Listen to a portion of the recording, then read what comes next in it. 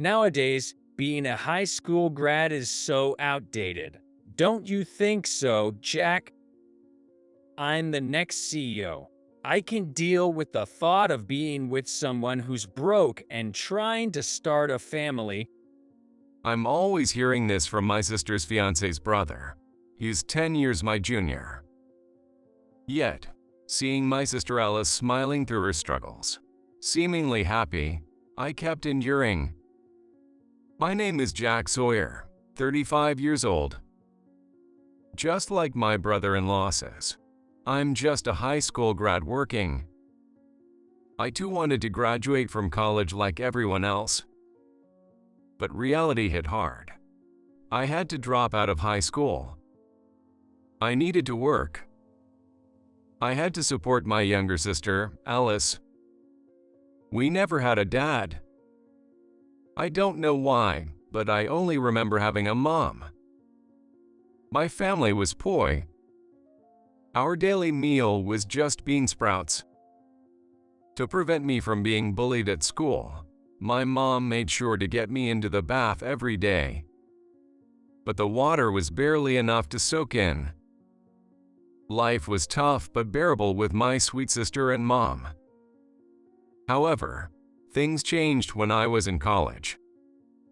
Mom started using fancy cosmetics and going out late at night. I wish she'd spend that money on us instead of on something like that. Then the worst happened. When I was a college freshman, my mom hooked up with a guy and never came back, leaving 5-year-old Alice and me behind. The house was empty when I returned from school. My mom took away almost all of furniture and appliances, probably to sell for cash, and Alice was left alone with hardly any food, probably having been crying all alone.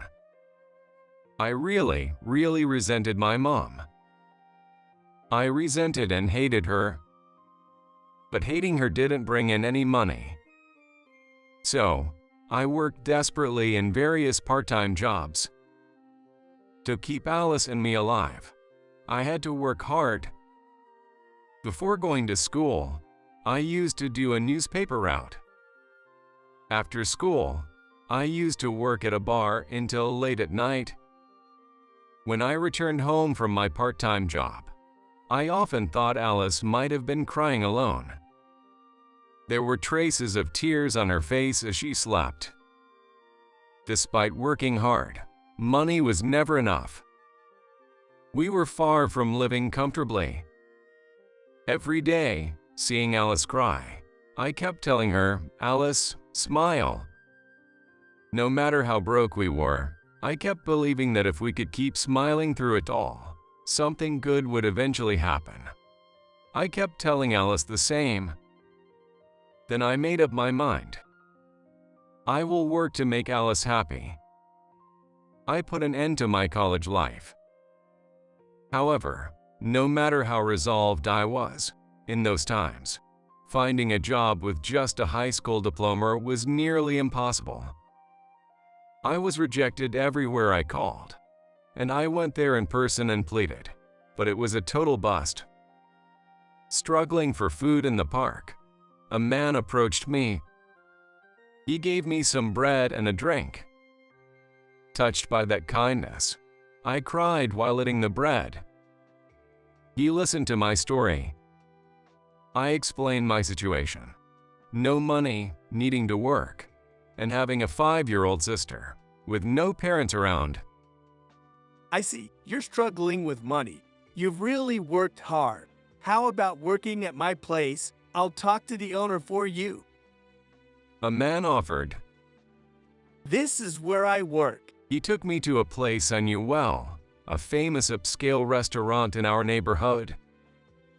I had never set foot in it before, but he led me to the owner. I told the owner my story, and he listened to my disjointed tale quietly and seriously. When I finished my story, he simply said, "How about living and working here? Of course, bring your sister too." I can't express how happy I was. "Yes, sir. Thank you so much. I'll do my best. So, the next day, I started working at this upscale restaurant. My first real job was incredibly hard. I had to retrain my greetings multiple times and performed menial tasks every day. Still, I worked hard for the happiness of my sister, Alice. As I get used to it, I had to learn everything from scratch, like manners and etiquette. Despite frequent scoldings, I learned a lot. I spent all my earnings on Alice. When Alice started elementary school, we went together to buy her first backpack. It was the first thing I bought for her with the money I earned from work. She was thrilled, and she cherished that backpack until it wore out. One time, at a restaurant, Alice saw a woman getting proposed to and receiving a bunch of roses. She said, "I want to be the kind of person who gets that many roses too." We didn't have much money, but every year on Alice's birthday, I would buy her a single rose to celebrate. All other money, besides what was needed for living expenses, I saved. I managed our finances so Alice could choose any high school or college. I enjoyed my work and raising Alice. 20 years passed. I still work at the restaurant. Alice, now 25, graduated college. She said, "I want to help people struggling like us," and became a civil servant in social welfare. I want to do more for people in need. She seemed to be fighting every day, saying that. Then one day, she mentioned, "Bro, I have someone I want you to meet." I knew she had a boyfriend but hadn't asked, thinking it might be intrusive. "What? You getting married?" Jokingly, I asked, but Alice answered seriously with a yes. "Really?" And with that, I was truly happy. "Congratulations, Alice." I kept saying, "Truly happy."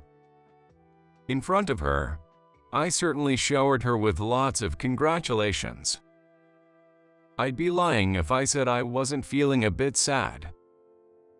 Alice has really grown up. I fought feeling like a father sending off his daughter to marriage. Alice showed me her engagement ring shyly. "That's a beautiful ring. Is your fiancé wealthy?" Her answer surprised me. Yes, he's the son of a company president. They supply food products even to our restaurant. He has an older brother, so he's not taking over the company. The son of a company president, huh? I understood why he could afford such a sparkling ring. I have a request. What is it? I'll help in any way I can. I have so many memories here at this restaurant. I was hoping to have my wedding here. What do you think? I felt that Alice had really grown and proud of her when she said something like that. I'm sure the owner will be thrilled. We'll all look forward to your big day. And when I said I'll talk to the owner tomorrow, she smiled brightly. That night, we shared many memories of the restaurant. The next day, I told the owner about Alice's wedding plans. He was genuinely happy, eager to make it a special day for her. But I felt some anxiety about the future. I have no parents, and there are no relatives I can rely on. There's no one but me for Alice. And I'm just a brother who works with a high school diploma. What would her fiancé's family think of us? I wondered if she had told them about our situation. Without asking, the day for meeting both families arrived. I'm William Garcia. It's a pleasure to meet you.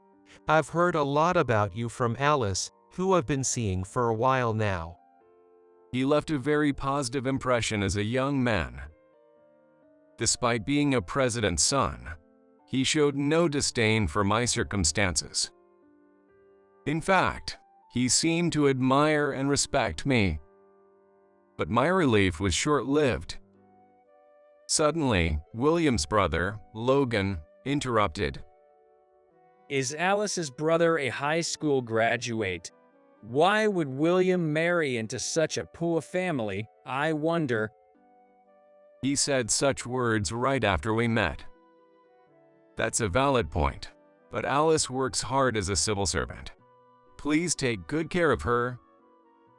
I replied. Poor Alice having a brother like him. In contrast, William is lucky to have a brother like me, ho. William and Alice tried to smooth things over, but his words cut deep. We run a company, see? Poor folks might not appreciate its greatness. You know, we're inviting many important guests to the wedding. Having poor folks as the in-laws for the marriage would drag down our stocks too, ho. I could take whatever was thrown at me, as long as Alice was happy. But he said the very thing I didn't want to hear. Even if I reluctantly agree to let Alice marry into our family because she's cute, I still don't want to accept you as part of the family just because you're her big brother. We have no obligation to accept it.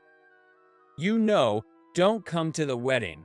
It's a celebration with our clients. Someone like you, a broke guy, is better suited to celebrate your sister's new chapter in life from home, don't you think? Do the right thing as a bro for once. The in-laws just smiled awkwardly. I was furious but held back. I refrained from responding emotionally because I thought it would make Alice sad. Understood. I won't attend, I said calmly. Wait, bro.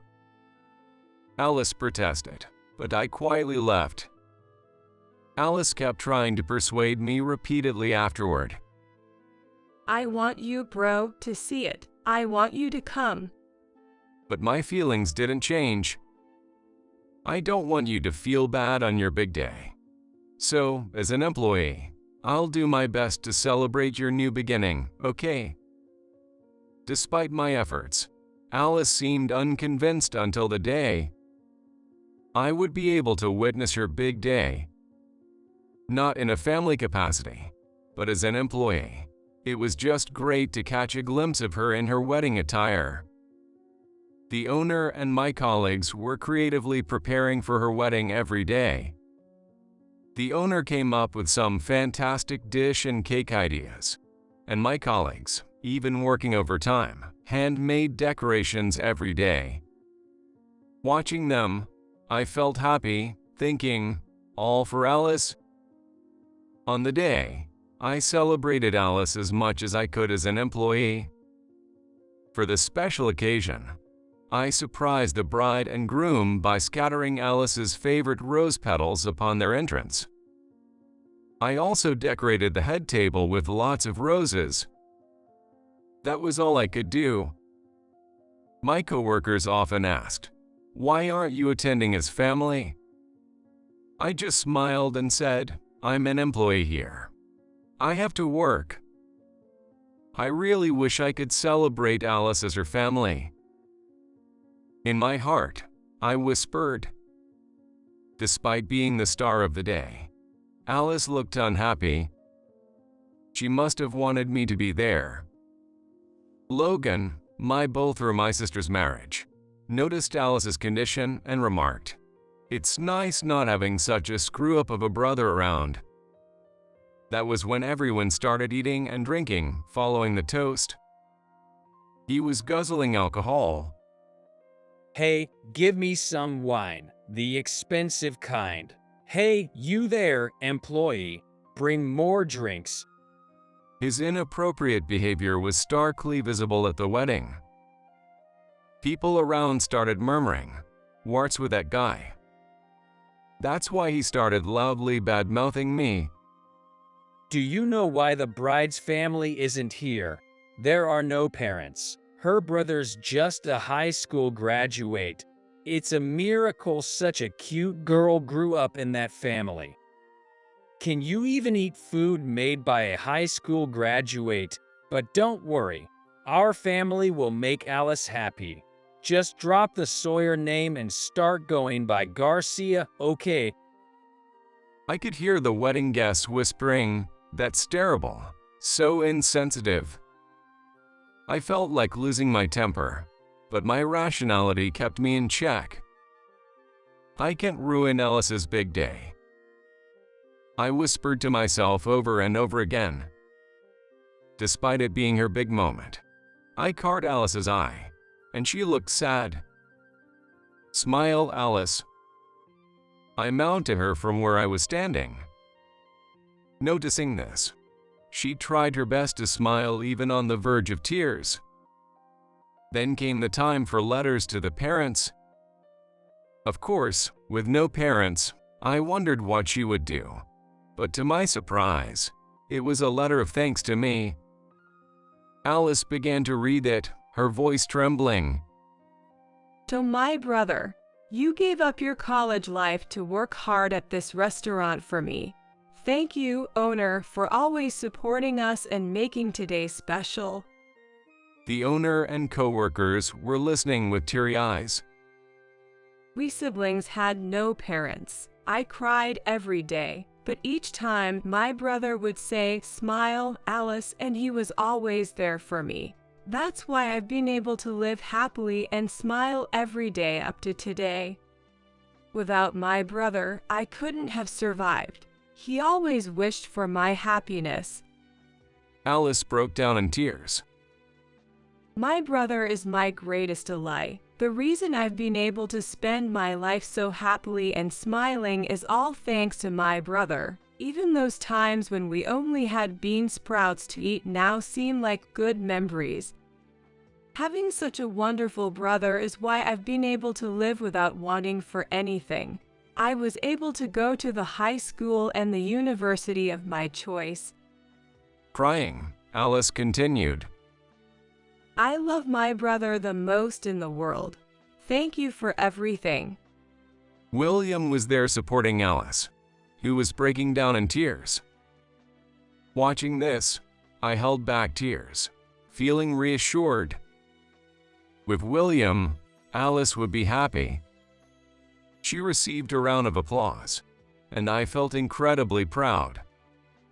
Suddenly, the MC announced, "Here's Alice's beloved brother." I was introduced, but I looked down. While listening to Alice's letter, my face was already a mess of tears and runny nose. I had never let Alice see me cry, and didn't want to start now. While desperately hiding my tears, I bowed my head and covered my face, saying, "Thank you, thank you." I was showered with unprecedented applause and many words of praise saying, "You've done so well." The whole venue was wrapped in emotion. At that moment, Logan, staggering toward the MC, clearly drunk, came into view. "Please, no more," I prayed, when one of my colleagues intervened, saying Alice's letter was wonderful. Truly, Jack Sawyer is someone we all trust. And here's the groom's brother. We have a special gift for you. Please follow me. In this manner, he led Logan out of the venue. William looked down, embarrassed. The quick thinking of my colleague saved Alice's big day. Logan, smiling, was led out of the venue. "Where's the gift for me?" He slurred, bumping into someone. Ouch. Watch where you're going. As Logan yelled, there stood a man in a fancy suit right in front of him. The man he bumped into was none other than our owner. But it seemed like Logan didn't realize it was the owner. "I've been watching your behavior, and it's been incredibly rude." Shut up. It's only natural for such a poor guy to be treated that way. Our company is a major enterprise. I don't need to take orders from someone old like you. I'm the next CEO. Scoot over, old man. He continued, ranting on. The owner listened quietly before responding. And then he said, I run this restaurant. I'm cutting ties with a company that lacks manners and etiquette like this from now on. Logan's face turned pale. Wait, you're the owner, He couldn't complete his sentence. I'm sorry, I drank too much. Unmoved, the owner said, You're the future president, huh? Our company had a good relationship with your predecessor, sourcing all our food products from you. However, we will cease all transactions with you going forward.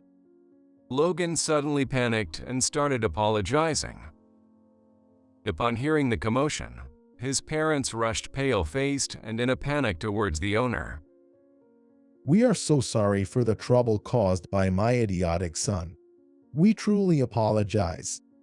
Thank you sincerely for your ongoing support. Our company truly flourishes thanks to the patronage of esteemed establishments like yours. Seeing his parents apologizing, he seemed to realize the gravity of what he had done. The owner stood firm, no future dealings. First, teach your son some manners, and walked back into the venue, smiling. Logan collapsed, realizing the gravity of his actions. He clung to me, pleading, You work here, right? I'm sorry for everything.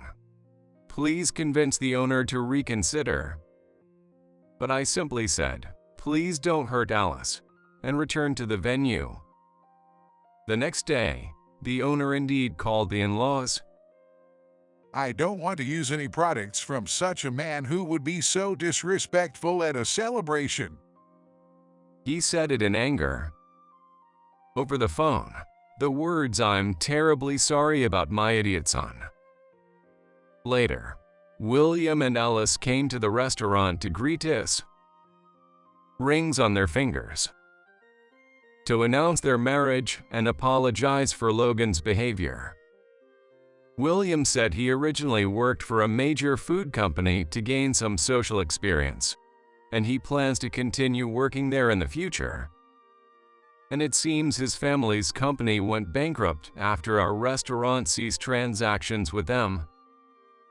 The connection with our restaurant had been crucial, and Logan's company spiraled into difficulties soon after the owner's decision. William apologized to me respectfully. I'm truly sorry for not stopping my brother's rude behavior and for hurting Alice's important brother. I have the utmost respect for you. If I were in your shoes, I'm not sure if I could have protected Alice like you did. The way you've cared for Alice is truly admirable. I'll do my best to make her happy from now on. I felt incredibly happy. It's not about being impressive for working since college or working at a fancy restaurant. I just felt like I was finally acknowledged for who I am. As for Logan, he's been cast out by his family with the words, "A son like you needs to start learning from scratch," and is now wandering around with nowhere to go and no money. But if he ever changes his heart, I'm willing to help him. I understand the pain of having nowhere to go and no money better than anyone. Alice is happily living with William. On weekends, they get involved in volunteering together, doing things like food distribution and being a support for the needy. As for me, at that wedding, no matter how many snide remarks I received, I stayed professional, highlighting my accomplishments. In fact, I was recognized and praised by the owner, who even mentioned that I'm being considered as the next president. But whether I become the president or not, just being able to work happily and being called our esteemed Jack by my colleagues is enough for me. surrounded by a respectful owner and trustworthy colleagues. I too am very happy